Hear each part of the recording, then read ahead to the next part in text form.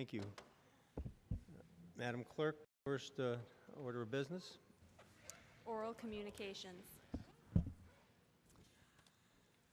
So oral communications, the public shall have the opportunity at every regularly scheduled meeting to be heard under oral communications on matters not appearing on the agenda. Oral communications shall allow any resident who has a request or complaint of any nature relative to city business to appear before the council, state their problem without debate, and the matter shall be referred to the proper agency through the office of the mayor. The resident will be notified within a 2-week period relative to the disposition of same, and a copy shall be forwarded to the city council. Persons speaking under oral communication shall be limited to 3 minutes each, and the council president shall not allow complaints as to individual performance. So anyone for oral communications? Good evening. Name and whoever this happens to belong to. name and address for the record into the microphone, please. Good evening. My name is Joel Favaza. I am an attorney at Seaside Legal Solutions, 111 Main Street, here in Gloucester. I'm here tonight on behalf of Cynthia J. Sears, owner of 24 Chapel Street in Gloucester.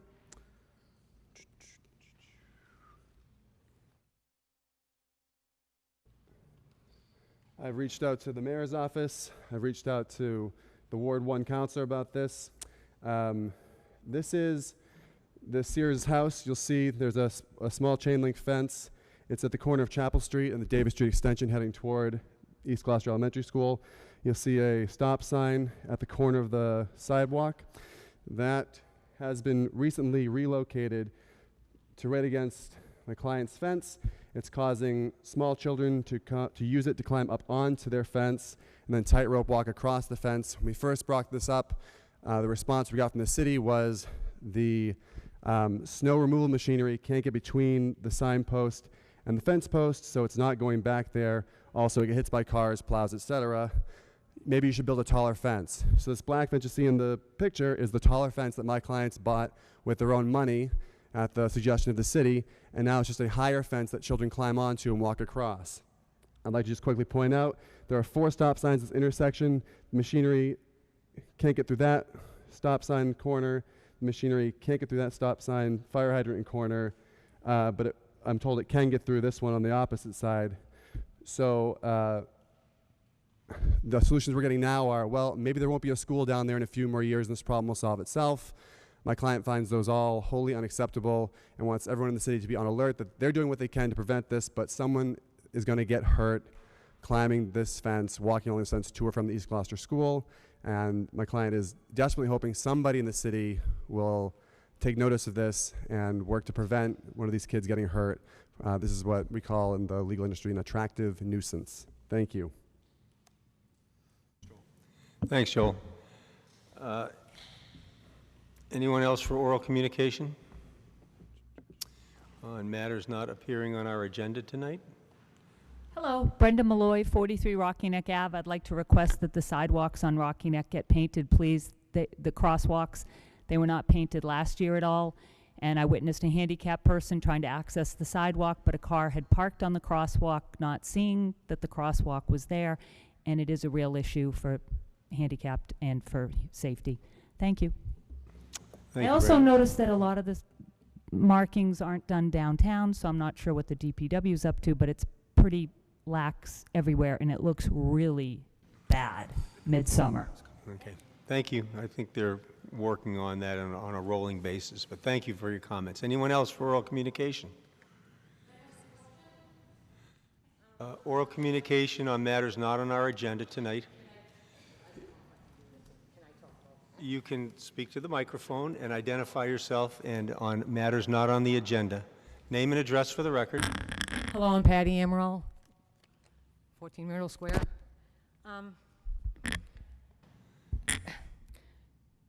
Joseph S. Mados grew up right up the street from Mados Field at 9 Linnet Place. He came from a patriotic family and chose the Army because of his love for animals. Mados Field was dedicated to Joseph in 1935 and was rededicated last October 5th, the 100th anniversary of his death. Lieutenant Maxwell Parsons grew up at 65 Mount Pleasant Ave. Lieutenant Maxwell was in the U.S. Army Flying Corps. He was killed in a crash while testing a plane for the U.S. Army. Lieutenant Maxwell Parsons' playground was erected by the Gloucester Playground Commission in 1935. Janine Nancy Doucette grew up at 19 Mount Vernon Street. The park was dedicated in 1986 in her memory. Mr. John Gus Foote was instrumental in the dedication. Private First Class Doucette wanted to serve her country and almost could not because of her health, I'm told. She died serving her country as she wished. I am their voice as they have none. I am here today to speak for them all. Please don't take their dedicated open space. Thank you. Anyone else for oral communication? Thank you. Madam Clerk, next order of business. We have presentations and commendations, and we have a presentation by Dorr and Whittier Architects regarding the East Gloucester School Building Project update. Thank you. So I'll ask School Committee Chairman Pope to address the council. But before we do, Jonathan, hold on a second. So just so everybody in the audience knows, we are not having a public hearing on the location of the school. This is a presentation by the architect to the City Council to update us on where things stand. But the process right now is controlled by the School Committee and the School Building Committee. And until they complete their work sometime after the first of the year, it won't be coming to City Council for any kind of action. So this is just for our information tonight. So there won't be any public comment on the presentation. So Jonathan, over to you. Thank you, Council President, and thanks for having us tonight. The reason for this presentation is that we are about to put in one of our first submittal under the feasibility to MSBA. And in this scenario, we are going to be reducing the options from 14 down to 9. So this is a presentation to bring you up to date of what we're doing and where we're at and what those 9 options are. So I'm joined by Michelle Rogers from Dorr and Whittier and Roger Tuttle from CBRE Heary, and Michelle will do the presentation. Great, thank you, Jonathan. Michelle, welcome again, and thank you for coming back to visit with us. So the floor is yours. Thank you. Let me just see if I can.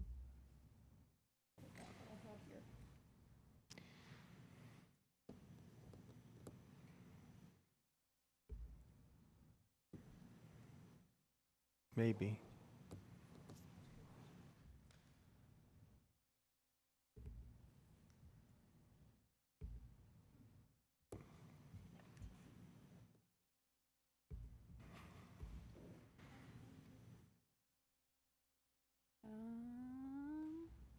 This is going to be a short presentation. Oh. Did Joel mess it up? Joel, are you still here? I didn't touch it. And he unplugged it.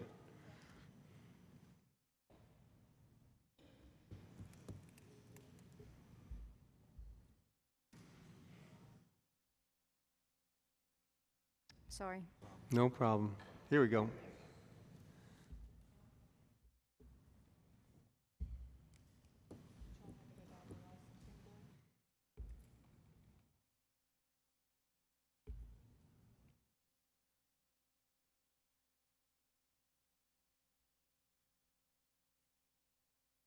There we go. Maybe. Ta-da. Thank you. Thank you again for having me. So I wanted to bring you all up to date. I think the last time that we met with you was back in March when we were just beginning this process, and we've done a considerable amount of work to get from where we... Please make sure you get right into the microphone. Thank you. Can you hear me there? Okay. We've done a considerable amount of work to get from where we were then to where we are today, and so that's what I want to bring you up to date on. So we're going to cover review some of the work. We'll look at the options that we developed. We'll review some of the options that were recommended for further study in the preferred schematic report. So that's not schematic design, it's the preferred schematic report, and that's why we still get to study 9 options. And then we'll talk a little bit about schedule. We had started out a little bit behind schedule, and now I think with this submittal, we're going to be able to catch back up on schedule. So that's the good news. Work to date. So first part of the work that we did was conducting existing condition surveys. Most of this information, I believe, has already been posted onto the website, and the report that we will be submitting to the MSBA will certainly be part of that website too. So you can go and look at all, both the Veterans School as well as the East Gloucester School and see the existing conditions of our report for those pieces. The second part was we developed educational programming. And that was an assessment of the existing programs that you offer here in Gloucester. And then we reviewed the district-wide special education programs. And then we talked about programs that will be implemented in the future. We want to make sure that as we move forward, we're providing space and options for all of the programs that you want to provide in the future, and that your building doesn't prohibit those kinds of programs from being offered. We developed space summaries, and these are documents that are provided by the MSBA with guidelines for the size of each of the rooms and spaces. And for 230 students, our space summary netted a 59,130 gross square foot building. That was 2 classrooms per grade and special education needs to meet the district. And then shared extended learning spaces. And these are the kinds of spaces that we're talking about for project-based learning and the kinds of programs that you'll be offering in the future. And then for a 440 student school, very similar, only 4 classes per grade, and that netted 87,431 square feet. Those are important because that's what the MSBA is going to base our program on as we move forward. Those numbers are set as soon as we submit this program. Then we worked very closely with the principals and this working group and the school building committee to develop what we call spatial relationship diagrams. And this is, how do you want the building to interact with itself? Where do you want certain classrooms placed? Where do you want your library, gymnasium, cafeteria? And how are those going to work best for you in the way that you teach students? After developing those diagrams, we developed guiding principles for design.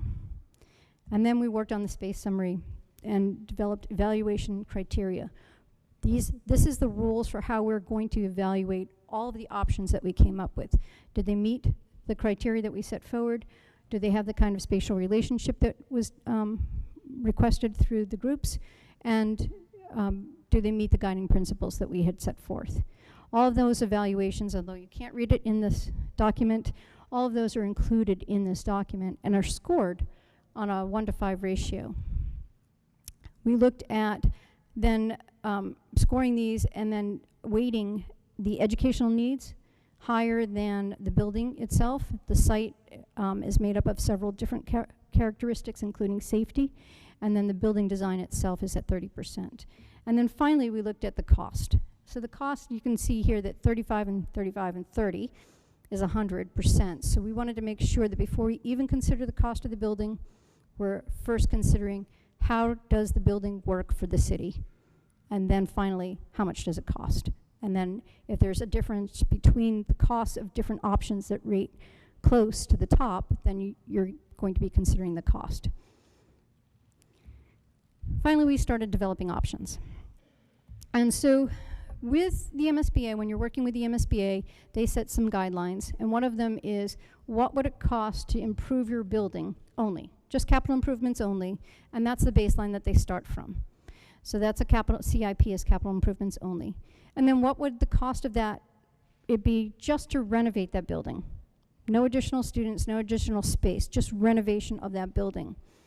And so those 2 options for 230 students are part of what the MSBA requires us to provide as options. So as we move forward, even though they may not rise to the top for meeting your educational needs, they are required for us in that set of 9 options that we'll be sending to the MSBA.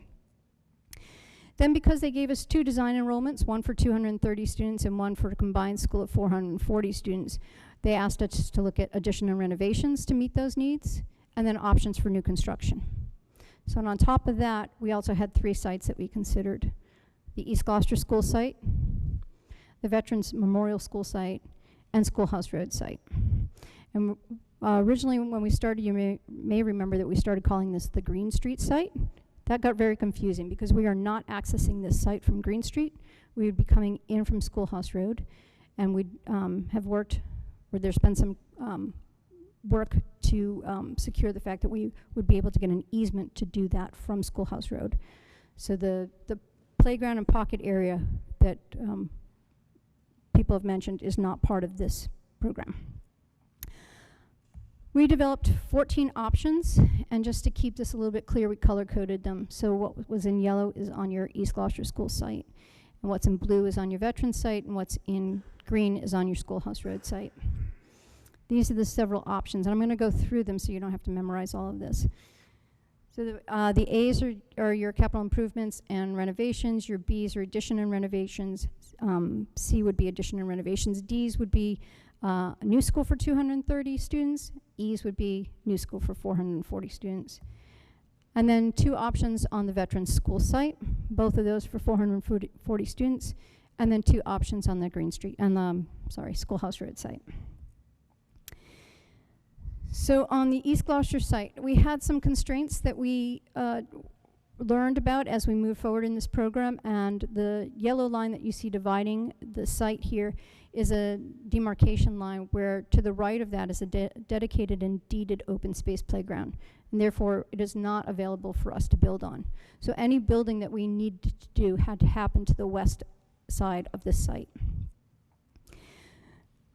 With the capital improvements only options, we have, this is the existing building. What's in red are spaces that do not meet the educational program currently or undersized. Those that are in green are a little bit oversized, and that includes the auditorium, which is not used for a teaching space. And then there's the yellow spaces. One of them is in your modular building, and one of them is the multi-purpose cafeteria and gymnasium. And the reason why that space is in yellow is because we looked at that as a cafeteria. It actually serves both purposes, and as a gymnasium, it's about 50% the size of what it should be. When we look at renovations only, we would be looking at what you see in these colors here. These are programmatical spaces. So we looked at changing the auditorium into kindergarten classrooms so that they're no longer in the modulars, putting new modulars on the site for art and music, and then renovating the cafeteria, but it would still serve as a multi-purpose cafeteria gymnasium. And then adding what you see in pink is special education classrooms. So we'd be adding some more of those, but not reducing the number of general classrooms. In the B options, these are addition and renovations. All of the B addition and renovations for 230 students, all of those options are 2 stories, and all of them have the gymnasium on the 2nd floor. Some of the options have the library on the 2nd floor as well, and this is one of those. So in the B option, we would be removing most of this building except for these 2 classroom wings right here. That's all that would remain of this existing building. Over here would be a new addition for classrooms. I'm sorry. Oh, you can't see my, I'm sorry. Oh. I was pointing with my pointer. I guess you can't see it. Okay. On the west side is a new wing for classrooms. The 2 remaining, the only existing classrooms would be those 2 wings that run east-west. That would be the only remaining pieces for the addition and renovation. All the rest of the building would be demolished, and new building and new construction would happen. We would also be doing a lot of site work here to provide additional parking on the site. Currently, there's only 23 parking spaces on site, which is grossly under what is required for a school of 40 full-time staff members. So we'd be trying to provide additional parking as well as additional bus loop onto the site. In the B2 option, we chose to keep, I'm going to face this way, we chose to keep the auditorium but turn it into a library and art space. So that's the yellow and red space that you see. Again, the same 2 classroom wings would remain, and additions to the west and to the east side of the building. Gymnasium again on the 2nd floor for this. And again, we tried to add as much parking on the site as we possibly could. In the B3 option, we tried to keep the auditorium because we heard that that was a space that was important to everybody. So in this option, we kept the auditorium, changed the cafeteria into administration space, and then placed the gymnasium, art, and library on the second floor. The C option, we only have one of these, and this is for 440 students for addition and renovations. And this is actually 3 stories tall, with the gymnasium on the second story, and all of the classroom wing is 2 stories. Our D option is a new school on this existing site. And again, in this opportunity, we've had the opportunity to move the building back, push it right up against the property line, and expand some of the parking and get ourselves a bus circulation space as well as increased parking area. We had 3 E options. That's new school for 440 students. This particular one looks very similar to the one that I just showed you, except that it's 3 stories and not 2. Sorry, it's taking a little while. We skipped one there. E2 is places the cafeteria and the gymnasium on the lower portion of the site, and in doing so, we've used the site to help minimize the height of the building. That portion of the building would be 3 stories tall with a gymnasium on top of a cafeteria, and the academic wing that you see on the east side would be 3 stories as well. And finally, our E3, which is a 3-story, 440 student school on this site. Before we move off of this site, it's important to know, although these look like they work on paper, it is important to understand the topography of this site, as well as the geotechnical information on this site. It is very rocky. It would require a lot of blasting. What you see in orange are retaining walls. These are extensive. They'd be 4 to 5 feet tall in some cases. And it would require clearing most of the wooded area on the east side of the site. Sorry, on the west side of the site. And all of that is so that we can stay within the property line that we've been given. It also requires us to take over some city-owned paper roads, which you see on the west side. Currently, they're being used for parking for a few of the staff members, and that would be increased as we push into the hill. Our F options are on the Veterans School site. We had a similar condition here that we thought that the ball field, which has been memorialized, but it does not have any deed restrictions on it. But we wanted to try to maintain that ball field and see if we could build a school within the footprint of the existing school. So we took a stab at it. That's this one here, which allows us to put parking underneath the building at grade. And then we would build on top of that, which would be at the road height. And this building here would end up being 4 stories tall from the back side of the building, with parking underneath, an elevated playground for kindergarten students, which you see on the lower southeast side.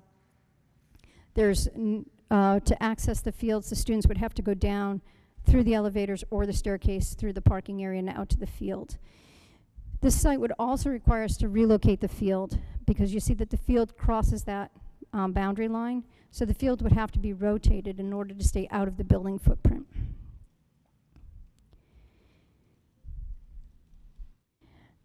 So then we looked at putting in the building on the field area. This allows us to put parking out in front, separate the cars from buses, to give some open space to the students. This is a 3-story school for 440 students. There's open space. The building is tucked to the back, and the cars parents would have a drop-off that would come in and loop around. Our goal was to get as many cars off the main road as possible, so to make that drop-off loop as long as possible was one of the goals. And the same condition for the buses, to get the buses off the road as quickly as possible. We understand that that's a very tight area on intersection there. So those are our 2 veteran school options. Again, this one does have some minimal retaining walls, as you can see, in order to get enough parking in there and the bus loop there. And there are some conditions that we'd have to look at for traffic mitigation, such as turning right only as you exit the site, and trying to get cars not to come down and turn left into the site. And then finally, we have the Schoolhouse Road site. This is a large open field, and we saw 2 options here. One was to preserve as much open space as possible, and the second was to stay out of the wooded area as much as possible. So our first option, which we're calling G1, places the school further back, allows parking to be out front, separates the cars and the buses. And you can see where we're entering the site here. This is actually off of Schoolhouse Road. So this is where the easement from the adjoining property would be required. There's also, to the left of this, there's also a utility easement. So we wanted to maintain the utility easement and a buffer between the school and the neighbors to the left. And then finally, the final option is to rotate that, which would give a little bit more space, open space, to the east of the site. Again, maintaining a separation between cars and buses. But this would push back into the wooded area a bit and require a little bit of retaining wall in that area. So finally, with all of these options, we then hit that matrix that I showed you before. We evaluated all of those. We're currently looking at the costs that have not been presented yet. But through that, we came up with the 9 options that we'll be moving forward with, and those are in green. So it's the capital improvements only as well as the renovations, as the MSBA requires the capital improvements only, and there was a request for us to look at the cost of renovating the building. Renovations only, this B1 was the option that removed the auditorium. The C option, because it was the only one that served 440 students on that site. And then the new school for 230 students. And then the E2 option, which was the one that sunk the gym and the cafeteria onto the west side and used the hill as part of pushing down the elevation of that building. On the veteran side, it was the building on the ball field, mostly because the 4-story building with parking underneath was not educationally sound. And then for the G options, we only had to choose one, but both of them seemed to make a lot of sense. So we're bringing both of those forward for further study in the preferred schematic report. So finally, our schedule. So starting, well, here we are at City Council on the 7-9. And so starting next week, we're going to, or the end of this week, we'll be reviewing the cost with the working group, and then we'll bringing those costs and options forward to the school building committee, and then looking for recommendations for the short list of approvals. And we are looking to submit this, what's called the PDP, the program design, in early August. Our date right now is August 1 that we're shooting for. And that's it. So thank you very much. Thank you, Michelle. Councilor questions. Councilor Cox. My first question you've just answered. So you're going to have the rough cost numbers for the school committee building meeting, and that's on Thursday the 18th? Yes. At what time? 5 o'clock. We're at 5 o'clock now. 5 p.m. Okay. And just to be 5 clear, p.m. Just to be clear, all the options, all 14 options have been estimated. It's at the school committee building. School headquarters? District offices. Yeah. The administration's offices. Thank you. I knew the word was there somewhere. In those rough costs on new builds and even construction, are you going to have swing space costs in addition to the other costs? Yes, so for the options that require swing space, which would be anything on the East Gloucester site as well as the Veterans site, we've included those. We've given an estimate for what it would take to move students off-site. We don't know where we're moving them, so it's just an estimate. Right. For anything on the Veterans site, we've also included the relocation of the ball field. We don't know where it's going, but there's a cost associated with that as well. Great. Thank you so much. Other councilor questions? Councilor Gilman. Thank you, Michelle. So I recall that there are minimum sizes for kindergarten classrooms and also for grade 1 through 5. Can you remind us what those sizes are? So kindergarten classrooms are 1,200 square feet per kindergarten classroom, and they serve 18 students. And general classrooms are, you have a little bit of a range there. It's 900 to 950, and that generally is based on whether or not you're putting cubbies within the classroom or out in the hallway. And those serve 23 students. And the kindergarten classrooms require bathrooms? Yes, they do. So, follow-up question. For some of your options that aren't going to be a full, brand-new school, and possibly different parts of the school are going to be renovated, is MSBA numb on those minimum required sizes? Do they still give us our percentage for the renovations without touching those other required sizes? That's a really good question. So the money that they will give you is based on what's eligible, and what they deem eligible is it's an enormous spreadsheet. So I know I'm sounding like I'm beating around the bush here, but it's not a black and white answer. So if you're renovating, if you're adding bathrooms to the kindergarten classrooms in a space, but you've reduced that size of that classroom, it no longer serves 18 students. Now you have to look at whether or not your school is serving 230 students or 210 students. So if you would have to write a letter saying, we can't reduce the size of those classrooms by 65 square feet, so those students still need to leave the room to go to the bathroom so that we can still have room for 18 kindergarten students in every classroom. So and then they would make a determination as to whether or not they would participate in that renovation. It's not as clear cut as if it's a new build, where everything meets their guidelines. So there's a possibility we wouldn't get the same percentage of reimbursement from MSBA in some of these renovation. That's correct. Okay. Great, thank you. That's helpful. Councilor Hecht. Thank you. Can you give us an update on survey and title with respect to the Schoolhouse Road site? You know, that's been an issue of, you know, is it available, is it not available? What are the So ins and the outs? it has been declared available for development, Okay. and consolidation of the property would just need to be filed with the Essex deed. Then an entire consolidated property would need to be filed with Essex. Thank you. And then for the 440 student scenario, in any scenario, how many parking spots are recommended? So with 440 students, we're looking at about 80 full-time equivalent staff members. So we'd be asking for 130 parking spaces per what we would recommend, and that's 1.5 times the number of full-time.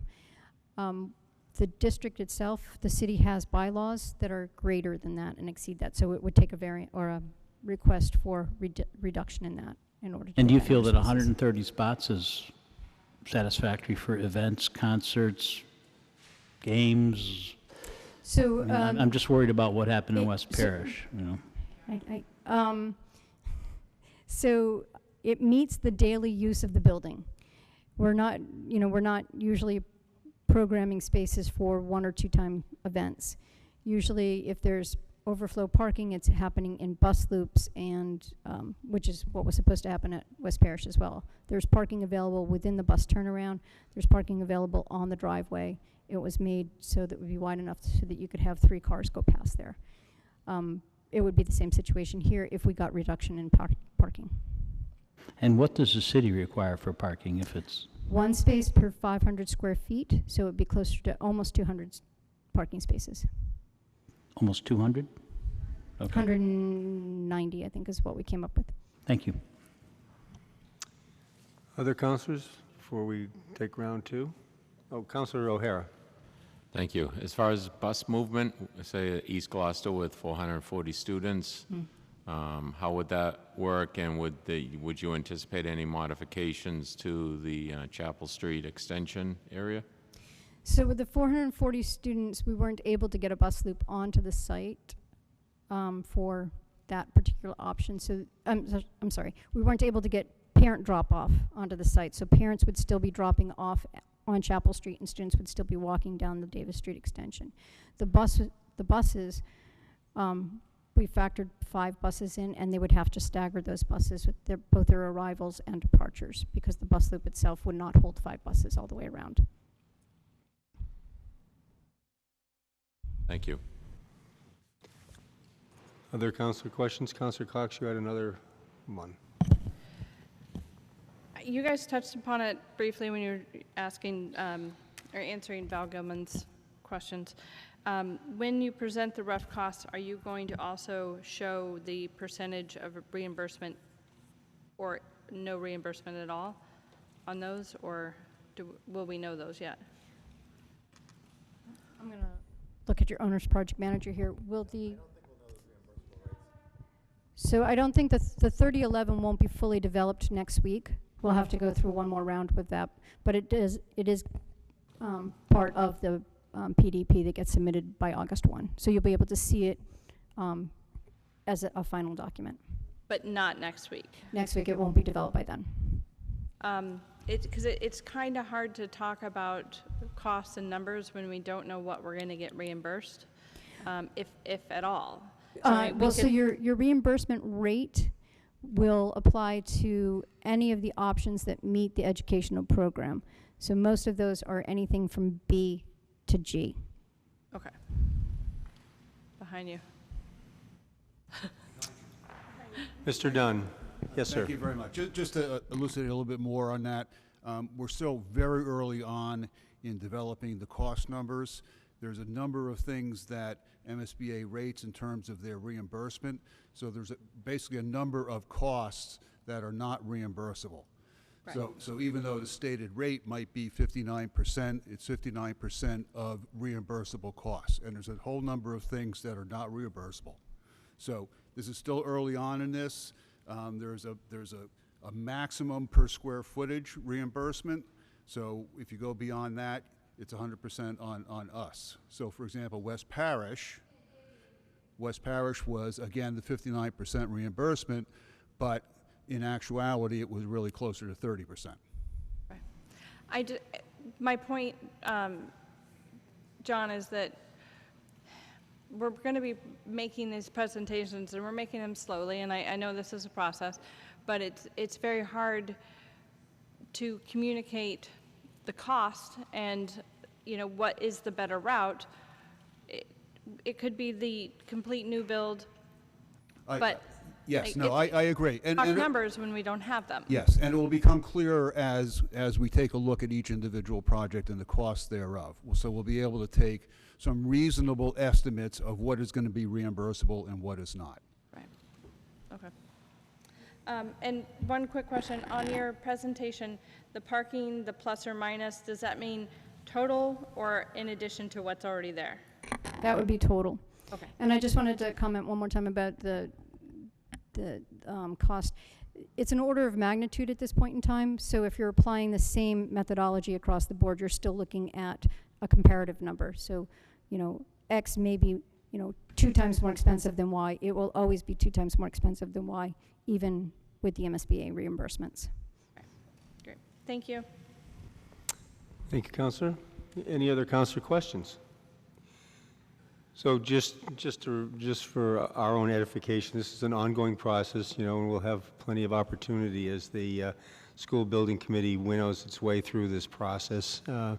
When we get to the critical times of decision-making for the city, we will be having hearings and public hearings and all of that stuff. So this is just an informational thing, but we got lots more to go. Okay. With that, Michelle, thank you so much. We appreciate your coming. Thank you very much for having me.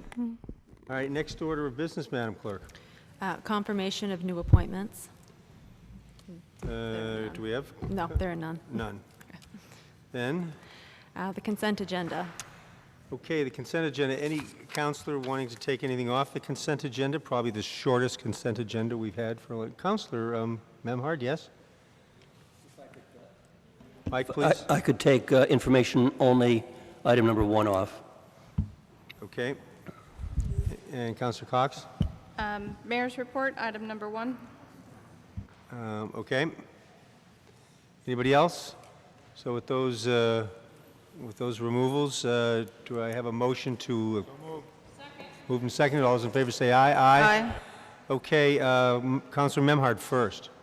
I think I was doubling up on Councilor Gilman here. We've done a great deal of work with Grace in the clerk's office and with Mike Hale at the DPW on a draft repair informational guide for our residents and constituents so that we can really update and make more appropriate and useful what's available on the city's website and the DPW's website when citizens and neighborhoods have problems with potholes in their roadways or other road improvement projects that they need to tackle. A great deal of work has gone into this. There are a lot of, it's been boiled down to basically a 2-page document. There are a lot of live links that take a viewer off to the actual source document. And I think this is going to be a very valuable tool. I just want to stress to make sure that everybody's aware of it. And we haven't quite determined where on the city's site it's going to land, but it will be going live very soon. And I thought so much work has gone into it, I thought it was important to stress that, make sure you're all fully aware. Thank you. Councilor Gilman? On that same matter, I just wanted to share with everyone that if anyone goes through that document and you see any suggestions right now, make your suggestions to Grace by the 16th. So go through it and see how it feels, and if you think we're missing something, let Grace Poirier know, and she can amend it. And then I'll be taking it forward to Mike Hale to talk more about where exactly it will be located on the city's website. But, you know, Councilor Memhard took the lead on this, and Grace has been great keeping it going, and it's been kind of a joint effort, and I think it's a great tool, one-stop shopping for both us as councilors and for the general public. So I do hope that you all give it a try and make sure it feels right. Thank you. Yeah, I would just like to say that as a public service, you guys really did a terrific job. It's really awesome, and thank you very much for spending all that time. And it's detail-oriented, but it's all there in one place, so good work. So we can have a motion to accept that. Moved, second? Second. All those in favor say aye. Aye. And then the grant. Councilor Cox. Mayor's report, item number 1, just informational purposes only. I have moved this to the August 8th meeting, so there will be no July 18th meeting, as this was a one-item agenda, and there was no time need for this. So just as a point of reference. Okay. That's a timing thing. Great. So moved. Do we have a second? All those in favor say aye. Aye. Great. Thank you. Madam Clerk, next item. The next item is standing committee reports, and there was only one standing committee meeting during this period, which was the special budget and finance meeting of July 8th. Okay. Councilor Cox. On a motion by Councilor Hecht, seconded by Councilor Memhard, the Budget and Finance Committee voted 3 in favor, 0 opposed, to recommend the City Council approves Special Budgetary Transfer 2019 SBT 13 for the purpose of funding and making whole fiscal year 2019 accounts totaling $910,500 as follows. There is a long list of lines, so I waive the reading. Have a motion? So move. I so move. Second. Moved and seconded. Second, my motion. Do you want to have anything else to say? You don't have to read all of the items, right. but just tell us what it is. So the funds that we're moving around is, I don't want to use the word excess funds in a budget line because we don't really have excess budget lines, but money where there may have been lag from a hire, say in HR, and we moved it to fill the gap in snow and ice. I do want to say that the funds for making FY19 accounts whole were made available through the consolidation of fiscal 19 budget remainders across all city departments, totaling $910,500. This annual transfer is done without the use of free cash or stabilization fund monies in order to make it whole. And this is the first time we've not used free cash in a while to make our budget whole. A lot of it has to do with the fact that we didn't have a horrible winter, so snow and ice wasn't like 2010. So, I mean, it's great budgeting on behalf of the administration, CFO John Dunn, the auditor Kenny Costa, CAO Destino. So it was a very good budgeting year. Excellent. Any questions from councilors? All those in favor say aye. Aye. Opposed? Thank you. Councilor Cox, did you want to do a reconsideration? Yes, I would like to do vote of reconsideration, please. Second. Okay, moved and seconded. This is a roll call vote. Remember, this is no vote. You can vote what you want, but... Councilor O'Hara. No. Councilor Cox. No. Councilor Gilman. No. Councilor Hecht. No. Councilor Holmgren. No. Councilor LeBlanc. No. Councilor Lundberg. No. Councilor Memhard. Bob Wynot says no.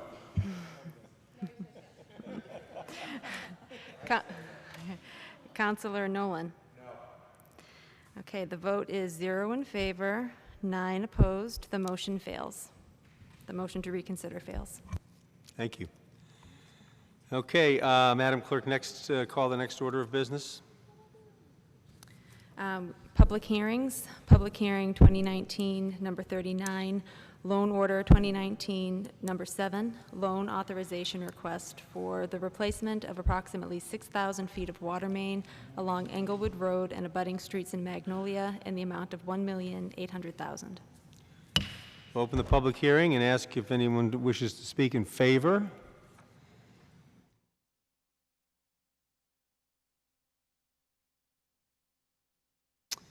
Name and address for the record, please. Thank you. Yes, Brian Cassidy, 3 Lake Road. I'm here this evening with a number of our neighbors and folks that were on the private way repair committee for both Lake and Englewood. At the outset, I'd like to thank Mike Hale, Councilor O'Hara, and Councilor Nolan for the work they've helped us getting the private way repair done. And the proposed water line repair, I think, is very appropriate, given that the neighbors are going to undertake, assuming a betterment, to repair Lake and Englewood Road. The estimates for the per abutter on Englewood, I think, were about $4,500. On Lake, it's about $6,000 per abutter to repair the private way. So it makes perfect sense that the council appropriate this funding so that the water lines can be done and before the road pavements work is done. I also know that in talking with Mike, if you've been out there, both Lake and Englewood are in terrible shape. Mike is committed to doing some temporary repair work until the paving is done, but he's awaiting the council to vote the funding for the repair work so that he can proceed with that. So I don't know if you have that on the agenda for the meeting on the 23rd, but would certainly ask that you could take that appropriation up as soon as possible so that Mike can undertake the temporary repairs, because there are patches of Lake and Englewood that are practically impassable at this point. Thank you. Thank you. Anyone else to speak in favor? Yes, sir.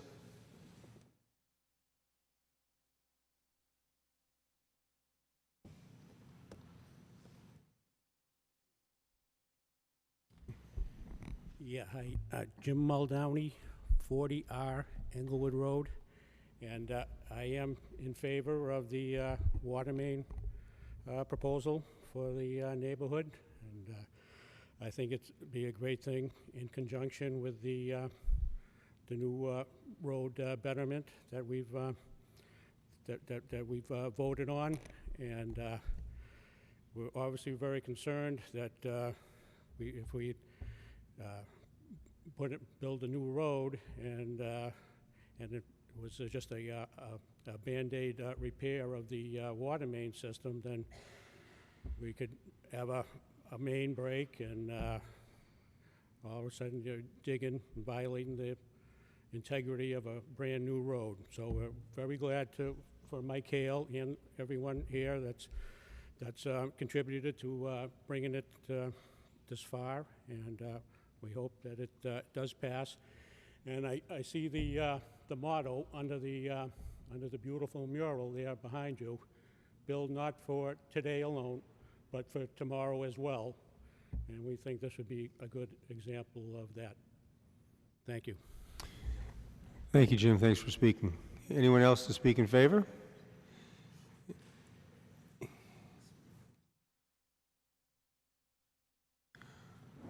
Welcome. Name and address for the record, please. Good evening. Christine Goodchild, 34 Englewood Road. I also wanted to say I'm here to speak in favor of this motion moving forward. I think this is actually a really great example of what can be achieved through public and private partnerships throughout the city in terms of investing in the infrastructure, which I think is needed, you know, across Gloucester in many areas. So I think, again, this can be great for all of us. And, you know, I think water is such a vital resource, how we're getting it to our homes, the fact that, you know, a lot of the residents in the area have young children or elderly. We want clean, clear water or clearer water, and that's important to us. In addition to, you know, the money that we will be spending to repave the road. So I also wanted to note that I know there was an issue when the city actually had to be brought in probably a month or two ago when a resident did have an issue with the water connecting to their homes already. So I think that could just foreshadow other instances that might occur, as my understanding is that the water pipes on our street are from the 1930s. So I think that, you know, it's just a really smart move on behalf of the city and the residents on the street to move forward with this. Thank you. Thank you. Anyone else to speak in favor? Anyone speak in opposition? Any communications? There are none. Any councilor questions on the technicals? Okay, then we will close the public hearing. Call for the committee report. Councilor Cox.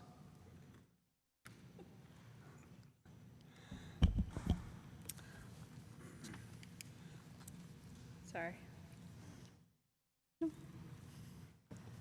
Sorry, I just sent Kenny a question on the loan order. Budget and Finance voted 2 in favor, 0 opposed, to recommend that the City Council authorize the following loan order.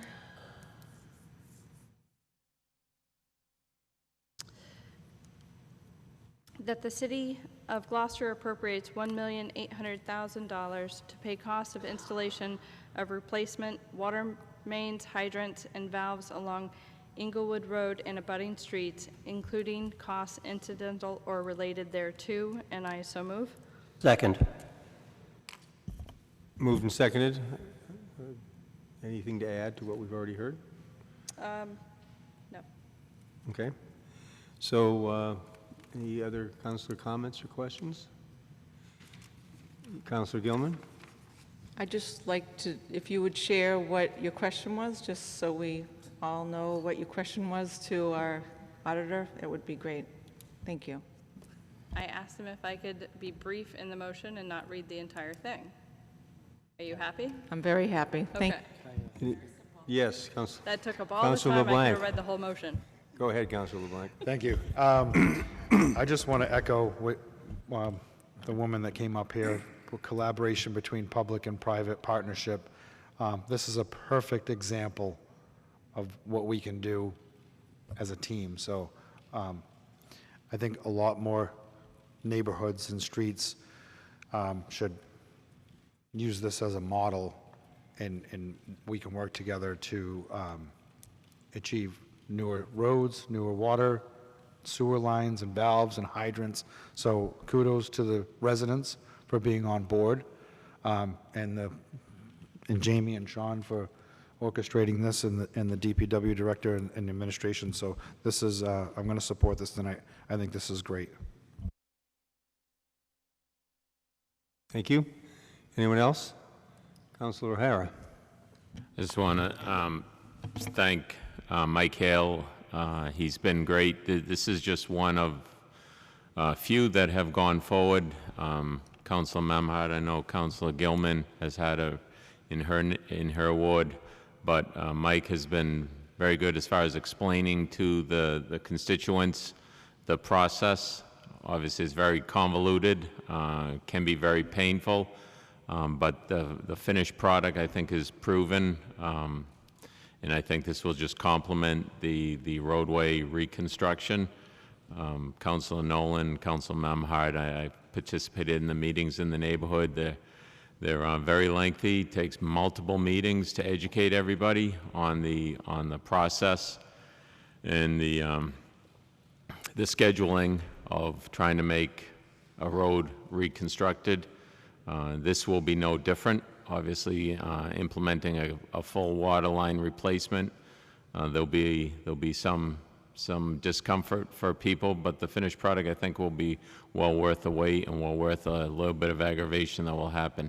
I will be supporting this tonight. Thank you. Thank you. Anybody else? Okay, it's a loan, requires a roll call vote. Madam Clerk? Councilor O'Hara? Yes. Councilor Cox? Yes. Councilor Gilman? Yes. Councilor Hecht? Yes. Councilor Holmgren? Yes. Councilor LeBlanc? Yes. Councilor Lundberg? Yes. Councilor Memhard? Yes. Councilor Nolan? Yes. Okay, the vote is 9 in favor, 0 opposed. The motion passes. Very good. Thank you.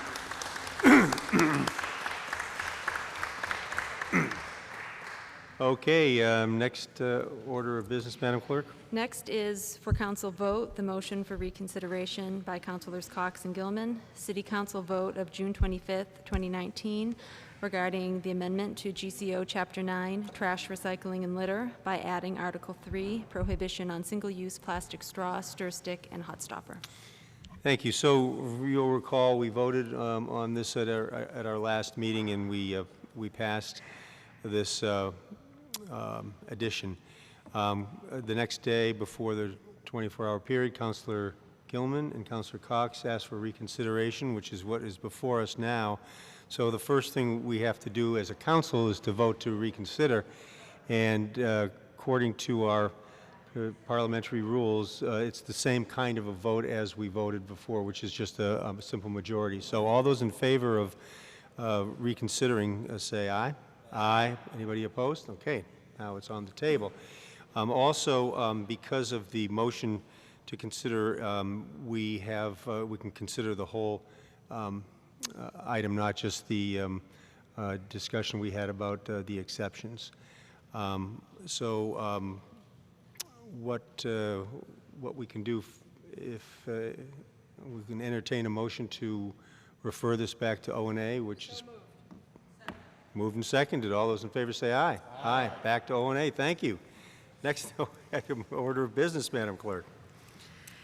Individual councilors' discussion, including reports by appointed councilors to committees, and the first one up on that is updated the Fisheries Commission by City Council Representative Councilor Scott Memhard. Councilor Memhard, over to you. And if anybody's checked their email over the holidays, I had nothing better to do on the 4th of July but update you all about the activities of the Fish Commission, recommend a couple of great documentaries, Lobster War, Dead in the Water, talk about the great work that Gloucester Fresh has been doing, promoting Gloucester seafood.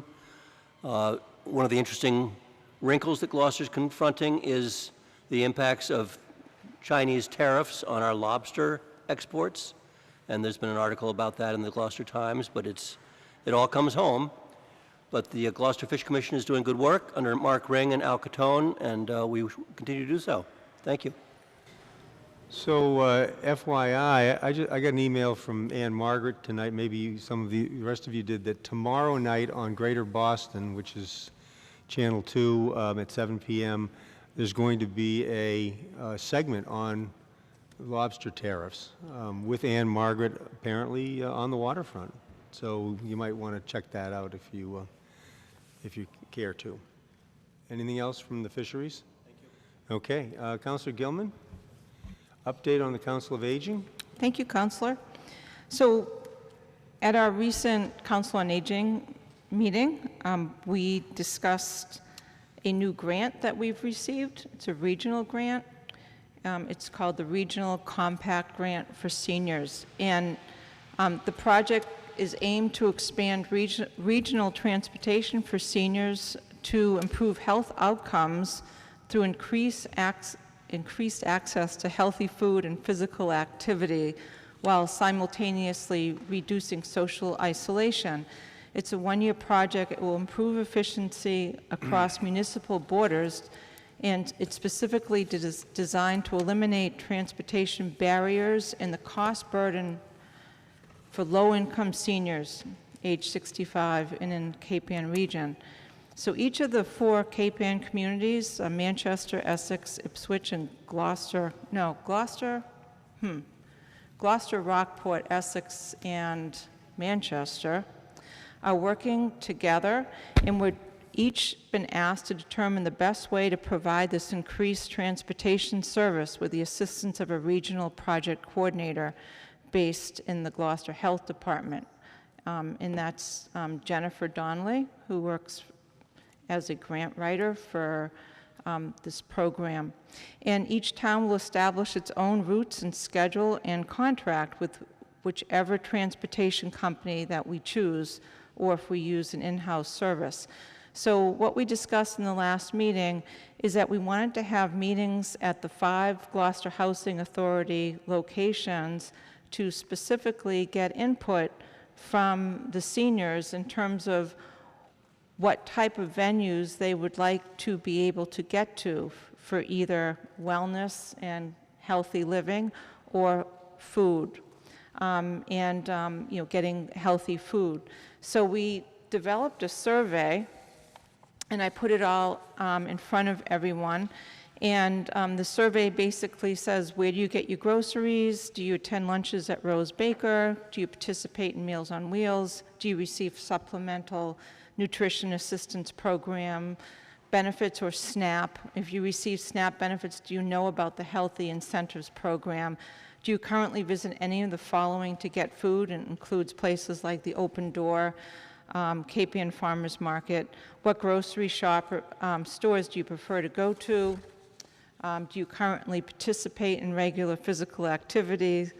And if yes, how many minutes per week do you get exercise? Would you be interested in any of the following physical activity experiences if free transportation was provided? And it gives different options, like walking on the boulevard, bocce, organized walks on Cape Ann trails, YMCA, fitness center classes at Rose Baker, bowling at Cape Ann Lanes, etc.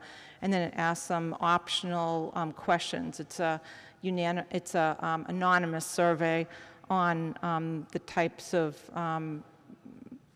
medical conditions you might have, and people don't have to answer that. So what we thought would be really helpful is at the 5 locations where we have the largest majority of folks in the Housing Authority that would benefit from this. Sheedy Building, the Sheedy Park, Lincoln Park, Clark Building on Prospect, Poplar Park, and McPherson Park, that if counselors were willing to go and to help facilitate a focus group, like a forum, maybe 15 minutes before bingo or before something coming up in the next month. What we're going to be doing is board members of the Council on Aging are going to pass this out to all the folks, and then a follow-up meeting with a counselor, maybe at the ward council with an at-large counselor who want to work together to go there and to have a little forum conversation about what you want to do and what's important to you, and get some data. And we thought maybe you could add like a little healthy snack to offer, some pineapple and watermelon or something, kind of make it a way to reach out. I also just wanted to recognize Lucy Sheehan, who's the executive director of Rose Baker, who's part of this decision to ask for council help.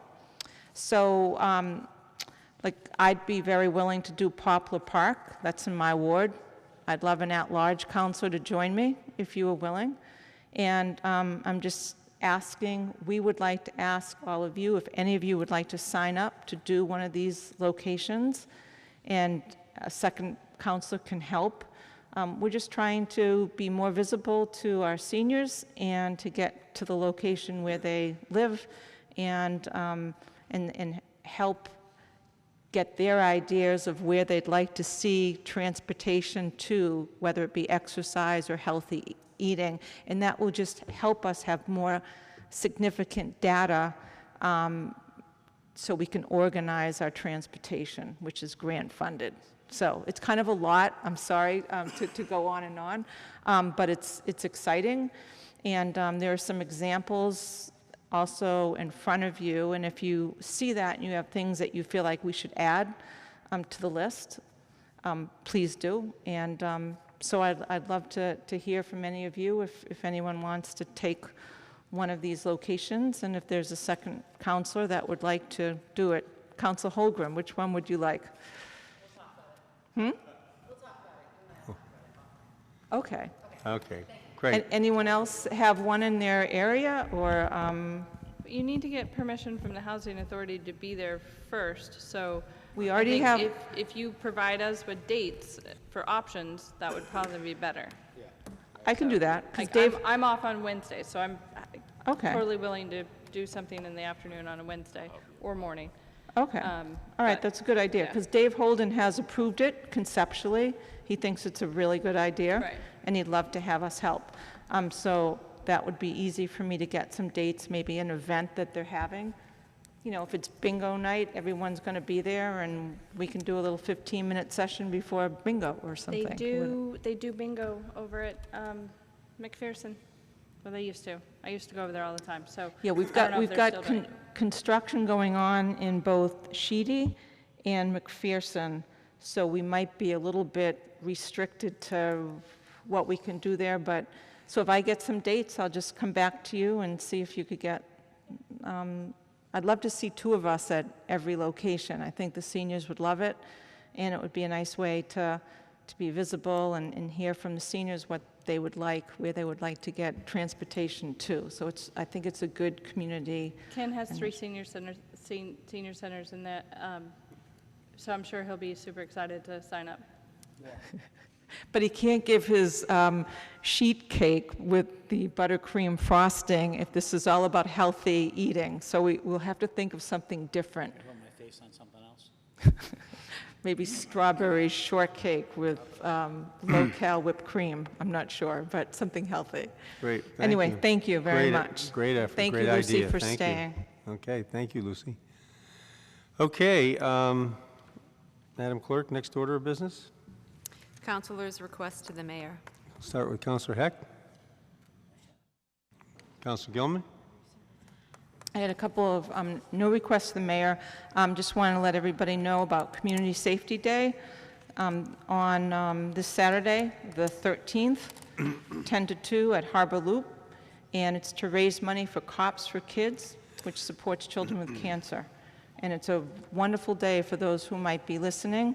I attended last year. It was really exciting. There's tours of the Coast Guard boats, police vehicles, fire trucks, canines, music, food. It's a great activity, and most importantly, it's a great fundraiser for kids with cancer. I also wanted to mention that tomorrow at 6:30, there is a ribbon-cutting ceremony at the Manship Artist Residency and Studios at 6:30. And I think, Councilor Lundberg, you're going to be giving, you're going to be stepping in for the mayor Right. at this? Okay. Right, so there'll be City and Ann Margaret and Bruce Tarr, and Anita Walker, the chair of the Mass Cultural Council, will be Great. there, because they gave some pretty big bucks for that. And one of the cool things is that there's a tiny house. Right now, there's an artist in residence, and she is positioned there, so you can also have a tour of a really cool tiny house. And then the final thing that I wanted to mention is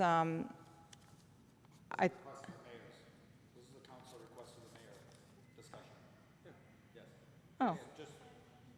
But typically, we also mention Go ahead, items. finish what you got there. Yeah.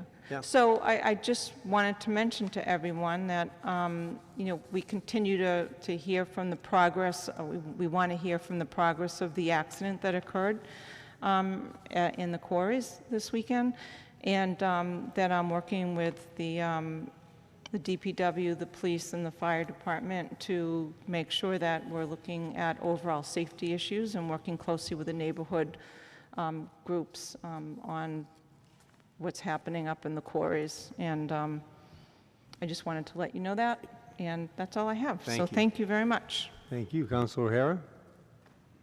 Thank you. This is a request to the mayor, just as far as funding for the DPW to continue the jobs that they've been doing, striping, the crosswalks and the streets. They've been doing a great job with the new equipment, but very difficult to do the job without the money. I also want to thank the DPW. They did a wonderful job through the Fiesta. Mike Hale, his supervision, and the men and women of the DPW cleaning up the Fiesta and the 4th of July parade. Thank you very much. Councilor Holmgren? One quick thing, the SAIL GHS annual fundraiser is this Tuesday at 5:30 p.m. at Maritime Gloucester. Tickets are $25.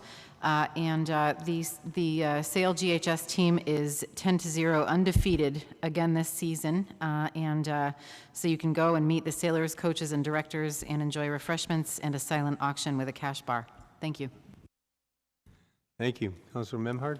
Three quick things. First, and I suspect Councilor LeBlanc is right on this as well, but it's been a very active period for enforcement of the red tide, and the shellfish agent has been very busy, unfortunately confiscating illegally landed shellfish, which could cause a lot of illness if it was gotten into the market. So it's very important that his work is recognized and appreciated.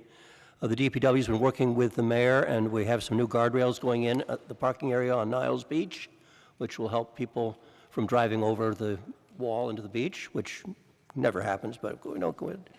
And thirdly, just following up on this great Englewood and Lake project, we have a formal legal petition vote this Saturday morning here in this room of 8 roadways on Briar Neck neighborhoods that are proceeding with their betterment, and they're working very hard to get the number of people present that need to be to make it a legal binding vote. But they're partnering again with the city with a road infrastructure paving project, along with a below the ground water and utility infrastructure upgrade. So it's a very exciting public-private partnership that hopefully will be moving ahead.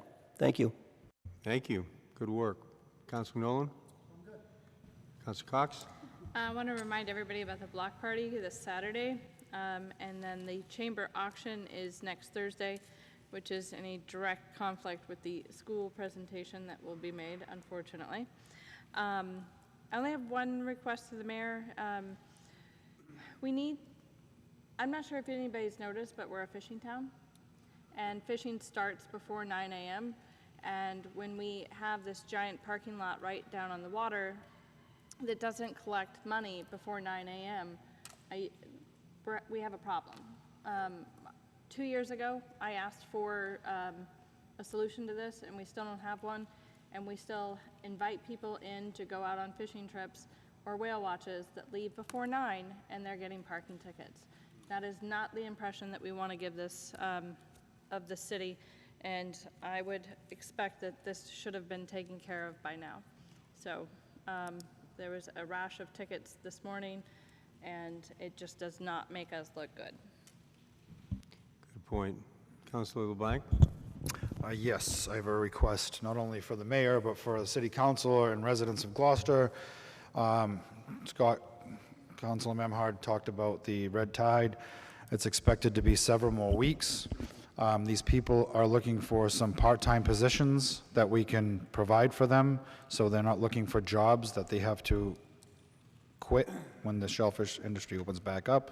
So if anybody knows of any laborers, skilled, unskilled, just coming in for a couple hours here and there, I'm sure these people would be grateful to get a little bit of money instead of going out and trying to get a job for a short period of time. So any temporary jobs that we can provide for these shell fishermen would be excellent. Thank you. Great, thank you. And just a quick apology from the chair on the school presentation we had tonight. Chairman Pope and I did discuss them wanting to make this presentation to us a couple of weeks ago.